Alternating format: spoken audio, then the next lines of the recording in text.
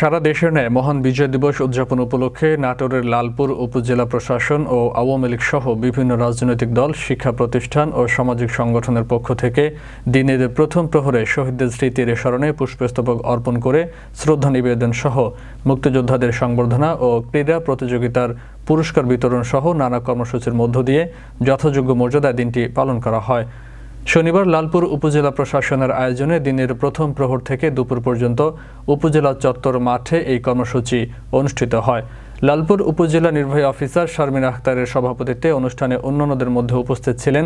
উপজেলা পরিষদ চেয়ারম্যান ইসাক আলী, লালপুর উপজেলা আওয়ামী লীগের সাধারণ সম্পাদক শামীম আহমেদ সাগর, উপজেলা সহকারী কমিশনার ভূমি আরাফাত আমান আজিজ, লালপুর থানার ওসি নাসিম আহমেদ, উপজেলা পরিষদের ভাইস চেয়ারম্যান মোনার হোসেন মনি ও লাবনী সুলতানা প্রমুখ।